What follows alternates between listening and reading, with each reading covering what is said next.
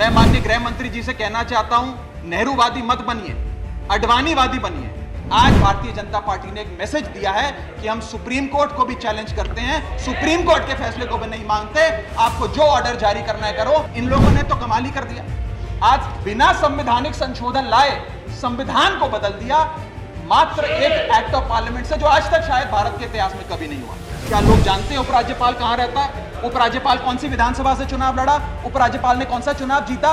अगर खिलाफ है होने दो, जान थोड़ी है, ये सब धुआं है, आसमान थोड़ी है, लगेगी आग तो आएंगे कई घर जद में, यहां सिर्फ हमारा मकान थोड़ी।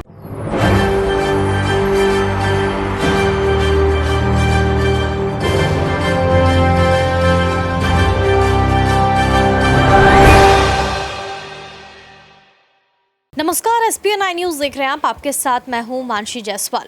दिल्ली अध्यादेश बिल को लेकर के यहां पर जब चर्चा हुई, लोकसभा में पहले चर्चा हुई, बहस हुई, उसके बाद राज्यसभा में ये चर्चा हुई, बहस हुई और ये बिल जो है वो पास हो गया। तो जिस तरीके से अरविंद केजरीवाल तमाम विपक्षी पार्टियों को एकजुट करके इस अध्यादेश के खिलाफ आवाज़ उठाते हुए नजर आ रहे थे, उन्होंने साफ तौर पर बताया कि किस तरीके से इस अध्यादेश को लाकर सुप्रीम कोर्ट के फैसले को चुनौती दी जा रही है। साफ तौर पर आम आदमी पार्टी ये गंभीर आरोप भारतीय जनता पार्टी पर लगाती है कि सुप्रीम कोर्ट के फैसले को चुनौती देने के लिए ये अध्यादेश लेकर आई है मोदी सरकार, और साफ तौर पर सुप्रीम कोर्ट के फैसले से और सुप्रीम कोर्ट से भी खुद को सर्वोपरि यहां पर मोदी सरकार मानती है। यही वजह है कि अध्यादेश लाकर कानून का अपमान किया जा रहा है और जिस तरीके से कानून अपने हाथ में लेकर मोदी सरकार तानाशाही की राजनीति कर रही है वो सबके सामने है। बहरहाल राज्यसभा में जिस तरीके से इस अध्यादेश को लेकर राघव चड्ढा भारतीय जनता पार्टी पर तगड़ा हमला बोलते हैं, क्या कुछ वो कहते हैं, सुनिए। 1998, 1999 में फिर अपने मैनिफेस्टो में बीजेपी ने, ये 1999 का मैनिफेस्टो है, ये जारी कर कहा कि हम दिल्ली को पूर्ण राज्य का दर्जा देंगे। Page number 132, point number 31, we will give full statehood to Delhi. Sir, इन लोगों ने बड़ा आंदोलन चलाया, संघर्ष किया, सड़कों पे लाठियां खाई, न जाने क्या क्या किया दिल्ली को पूर्ण राज्य का दर्जा दिलाने के लिए। और अंततः वो दिन आया जिस दिन वाजपेयी सरकार और वाजपेयी सरकार के उप प्रधानमंत्री आदरणीय लाल कृष्ण आडवाणी जी इस सदन के भीतर एक बिल लाए, द कॉन्स्टिट्यूशनल अमेंडमेंट बिल 2003, जो दिल्ली को पूर्ण राज्य का दर्जा देता है। यह बिल आडवाणी जी इस सदन के भीतर लाए और कहा कि दिल्ली को अधिकार देने की जरूरत है, दिल्ली को पूर्ण राज्य का दर्जा भाजपा दिलाएगी। यहां भी बात खत्म नहीं होती सर। इसके बाद 2013 के अपने मैनिफेस्टो में बीजेपी ने कहा हम पूर्ण राज्य का दर्जा देंगे। इनकी जून 2013 में नेशनल एग्जीक्यूटिव की मीटिंग हुई, उसमें मता पास कर कहा हम दिल्ली को पूर्ण राज्य का दर्जा देंगे। यहां तक कि इनके सांसद डॉक्टर हर्षवर्धन ने बयान दिया कि जब आदरणीय नरेंद्र मोदी जी देश के प्रधानमंत्री बनेंगे हम दिल्ली को पूर्ण राज्य का दर्जा देंगे। ये इन सब ने सर लगातार बातें कही और दिल्ली को पूर्ण राज्य का दर्जा दिलाने की मांग लगातार भारतीय जनता पार्टी दिल्ली वालों के सामने रखती रही। सर, ये बिल सिर्फ संविधान का और लोकतंत्र का अपमान नहीं है, ये बिल लाल कृष्ण आडवाणी जी का, अटल बिहारी वाजपेयी जी का, मदन लाल खुराना जी का, सुषमा स्वराज जी का, अरुण जेटली जी का, सबका अपमान करने का और उनके 40 साल के संघर्ष को मिट्टी में मिलाने का काम करता है। सर, मैं माननीय गृह मंत्री जी का बयान लोकसभा में सुन रहा था। उन्होंने कहा कि नेहरू जी ने, पंडित नेहरू ने ये बात रखी थी कि दिल्ली को पूर्ण राज्य का दर्जा नहीं मिलना चाहिए। मैं माननीय गृह मंत्री जी से कहना चाहता हूं, नेहरूवादी मत बनिए, अडवाणीवादी बनिए, वाजपेयीवादी बनिए और दिल्ली को पूर्ण राज्य का दर्जा देने का आज आपके पास ऐतिहासिक मौका है। दिल्ली को पूर्ण राज्य का दर्जा दीजिए। सर, इस बिल को लाने का असल कारण क्या है? यह बिल क्यों लाया गया है? पिछले 25 साल में दिल्ली में 6 बार विधानसभा के चुनाव हुए, 6 के 6 चुनाव भारतीय जनता पार्टी बुरी तरीके से हारी। यहां तक कि 2015 और 20 में आजाद भारत के इतिहास की सबसे बड़े जनादेश की सरकार अरविंद केजरीवाल ने दिल्ली में बनाई। क्योंकि ये पिछले 25 साल चुनाव नहीं जीत पाए और अरविंद केजरीवाल और आम आदमी पार्टी के आने के बाद ये जानते हैं कि अगले 25 साल भी ये लोग चुनाव नहीं जीत पाएंगे, तो सरकार को नष्ट करने का काम कर रहे हैं।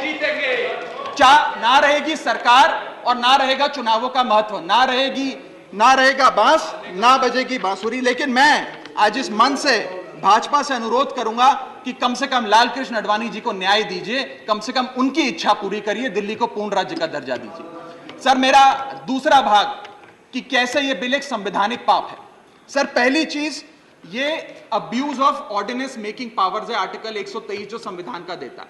संविधान ये कहता है, और वाईवी चंद्रचूड़ साहब का AK Roy versus union of India एक बड़ा महत्वपूर्ण लैंडमार्क जजमेंट है, जिसने कहा कि ऑर्डिनेंसेस सिर्फ आपातकालीन और विषम परिस्थितियों में लाए जाएंगे। ऐसी कौन सी आपातकालीन और विषम परिस्थितियां आ गई कि आपको सुप्रीम कोर्ट के फैसले को 8 दिन के भीतर बदलना पड़ गया? दूसरा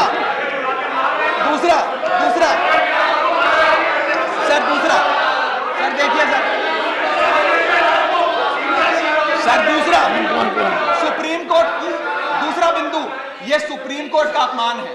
सुप्रीम कोर्ट के फैसले को 8 दिन के भीतर 5 जजों के संवैधानिक पीठ के सर्वसम्मति के फैसले को बदल के आज भारतीय जनता पार्टी ने एक मैसेज दिया है कि हम सुप्रीम कोर्ट को भी चैलेंज करते हैं, सुप्रीम कोर्ट के फैसले को भी नहीं मांगते, आपको जो ऑर्डर जारी करना है करो, हम चंद दिनों के अंदर ऑर्डिनेंस लाकर उस फैसले को बदल देंगे। They have challenged the majesty of the honourable supreme court. Sir, और मैं आपको ये कहना चाहता हूं कि आजकल जो ऑर्डिनेंस लाने की जो एक फेटिश इस सरकार ने देखी, चाहे वो लैंड एक्विजिशन बिल हो, चाहे वो फार्म बिल हो, चाहे ईडी के डायरेक्टर का एक्सटेंशन हो, जो ये सारी चीजें ऑर्डिनेंसेस के माध्यम से इन्होंने करी थी, इस बिल का हश्र भी वही होगा जो सारे पुराने बिलों का हुआ था। सर, थर्ड बिंदु कि कैसे ये बिल संघीय ढांचे को एरोड करता है। हमारा भारत का संविधान और सुप्रीम कोर्ट का 2023 का 2018 का संवैधानिक पीठ का फैसला कहता है कि दिल्ली के पास एक यूनिक फेडरल आइडेंटिटी है, यूनिक कॉन्स्टिट्यूशनल आइडेंटिटी है, और भारत का संविधान जो हमें संघीय ढांचा देता है, जो शक्तियां देता है, उन शक्तियों को एनक्रोच करने का काम यह सरकार करती है, हमसे अफसरशाही और तमाम शक्तियां छीनकर। मैं आपको सुप्रीम कोर्ट का वो एक वाक्य पढ़ के सुनाना चाहूंगा। The majority in the 2018 constitutional जज bench held that while the NCT of Delhi could not be accorded with the status of a state, the concept of federalism is applicable to Delhi. हम पूर्ण राज्य नहीं है, लेकिन फिर भी राज्य का दर्जा एक संघीय ढांचे के परिप्रेक्ष्य में दिल्ली को मिलता है। उसके बाद सर, इन लोगों ने तो कमाल ही कर दिया, आज बिना संवैधानिक संशोधन लाए संविधान को बदल दिया, मात्र एक एक्ट ऑफ पार्लियामेंट से, जो आज तक शायद भारत के इतिहास में कभी नहीं हुआ। सर, इसके बाद यह बिल पार्लियामेंट्री अंडरमाइन करता है प्रिंसिपल्स ऑफ कलेक्टिव रिस्पांसिबिलिटी को। भारत का संविधान कहता है सर कि परमानेंट एग्जीक्यूटिव और पॉलिटिकल एग्जीक्यूटिव मिलके लेजिस्लेचर के प्रति जवाबदेही होंगे, ये प्रिंसिपल ऑफ कलेक्टिव रिस्पांसिबिलिटी है। इसमें से परमानेंट एग्जीक्यूटिव यानी कि अफसरशाही को छीनकर ये पूरी तरीके से कलेक्टिव रिस्पांसिबिलिटी का प्रिंसिपल जिस पे सरकारें चलती हैं इस देश में, उसे ध्वस्त करता है। और आखिरी बिंदु संवैधानिक अपराध का, ये ट्रिपल चेन ऑफ अथॉरिटी को तार तार करता है sir. Triple chain of accountability ये होती है कि अफसरशाही की जवाबदेही मंत्री को, मंत्री की जवाबदेही लेजिस्लेचर को, और लेजिस्लेचर की जवाबदेही जनता को। इसमें से अगर आप अफसरशाही हटा देते हो तो फिर जवाबदेही की जो ये ट्रिपल चेन ऑफ अकाउंटेबिलिटी है ध्वस्त हो जाती है। तो ये काम करके संवैधानिक अपराध एक प्रकार से सरकार ने किया है। सर, मेरा आखिरी भाग, ये कैसे एक एडमिनिस्ट्रेटिव हाराकिरी, एक एडमिनिस्ट्रेटिव गतिरोध पैदा करता है। ये कहता है सिर्फ उपराज्यपाल ही ट्रांसफर पोस्टिंग करेंगे एक समिति के माध्यम से, यानी कि अफसर अब मुख्यमंत्री के नहीं सुनेगा, मंत्रियों की नहीं सुनेगा। अगर अब दिल्ली में किसी के घर में बिजली नहीं आ रही, पानी नहीं आ रहा, किसी के बच्चे का स्कूल में दाखिला नहीं हो रहा, तो वो उपराज्यपाल के पास जाएगा, अपने मंत्री मुख्यमंत्री के पास नहीं जाएगा। क्या लोग जानते हैं उपराज्यपाल कहां रहता है? उपराज्यपाल कौन सी विधानसभा से चुनाव लड़ा, उपराज्यपाल ने कौन सा चुनाव जीता? लेकिन सारी शक्तियां एक चुनी हुई सरकार से निकालकर उपराज्यपाल को देता है। यह आगे कहता है सर ये बिल कि हम एलजी को सोल डिस्क्रिशन देते हैं, स्वयं के विवेक से फैसले लेने की तमाम शक्तियां। आज तक उपराज्यपाल और गवर्नर काउंसिल ऑफ मिनिस्टर्स की एड एंड एडवाइस से बाध्य थे, लेकिन यह बिल उपराज्यपाल को सुपरसीडिंग पावर देता है।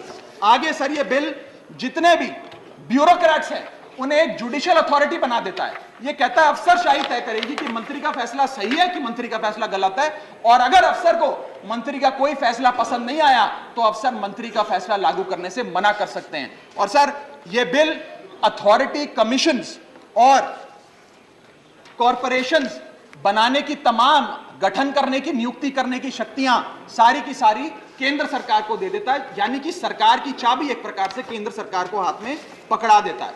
सर, माननीय गृह मंत्री जी ने कहा था कि आम आदमी पार्टी एक सुपारी सी जितनी पार्टी है, एक सुपारी जितनी छोटी सी पार्टी है। सर, ये वो सुपारी जितनी पार्टी है जो आजाद भारत के इतिहास का फास्टेस्ट ग्रोइंग पॉलिटिकल स्टार्टअप कहलाती है। ये वो सुपारी जितनी पार्टी है जिसने 3 बार भाजपा को दिल्ली में हराया और 2 बार 2015 और 20 में आजाद भारत के इतिहास की सबसे बड़ी जनादेश की सरकार बनाई। ये वो सुपारी जितनी पार्टी है जिसने पंजाब में भाजपा को लगभग शून्य पर लाकर खड़ा कर दिया। ये वो सुपारी जितनी पार्टी है जो 10 साल में राष्ट्रीय पार्टी बनी। ये वो सुपारी जितनी पार्टी है जिसके 161 विधायक और 11 सांसद है। और ये वो सुपारी जितनी पार्टी है जिसका काम देखने के लिए first lady of United states of America और यूनाइटेड जनरल के पूर्व प्रमुख बान की मून आते हैं। सर, मैं आज अपने साथी जो आंध्र प्रदेश और उड़ीसा की सरकार चलाते हैं उन्हें कहना चाहूंगा, आपकी जरूर कुछ मजबूरियां रही होंगी जिसके चलते आपने ये फैसला लिया इस सरकार के इस बिल का समर्थन करने में। कुछ तो मजबूरियां रही होंगी, यूं ही कोई बेवफा नहीं होता। लेकिन मैं आपको कहना चाहता हूं कि आग जब लगेगी तो बहुत दूर तक जाएगी। राहत इंदौरी साहब का एक बड़ा महत्वपूर्ण शेर है, अगर खिलाफ हैं होने दो, जान थोड़ी है, ये सब धुआं है, आसमान थोड़ी है, लगेगी आग तो आएंगे कई घर जद में, यहां सिर्फ हमारा मकान थोड़ी है। लेकिन जब आपके घर में आग लगेगी, आम आदमी पार्टी आपके साथ खड़ी होगी, मैं आपको विश्वास दिलाता हूं। और सर, मैंने अपनी बात शुरू करी थी महाभारत के एक अंश से, मैं समाप्त भी महाभारत के एक अंश से करूंगा। सर, बीच कुरुक्षेत्र के मैदान में जब युद्ध प्रारंभ होने वाला था तो युधिष्ठिर ने शंखनाद करने से पहले एक घोषणा करी और कहा कि यह धर्म की लड़ाई है। मेरी सेना में खड़े मेरे पीछे जितने योद्धा हैं, अगर उन्हें लगता है कि धर्म मेरे साथ नहीं कौरवों के साथ है, तो मेरी सेना छोड़कर सामने वाली मेरे दुश्मन की सेना में जाकर खड़े हो जाएं, उनकी ओर से युद्ध करें। और अगर कौरव सेना में कोई योद्धा है जिसे लगता है कि धर्म युधिष्ठिर के साथ है, पांडवों के साथ है, तो आप कौरवों की सेना छोड़कर मेरी सेना में आइए, मैं बाहें फैलाकर आपका स्वागत करूंगा।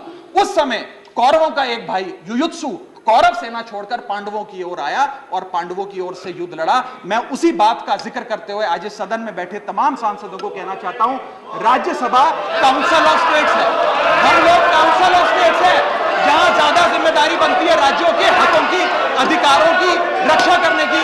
मैं मांग करता हूं, आज आप लोग पार्टी लाइन से ऊपर उठकर, विचारधारा से ऊपर उठकर संविधान को बचाने के लिए, लोकतंत्र को बचाने के लिए इस बिल को हराइए।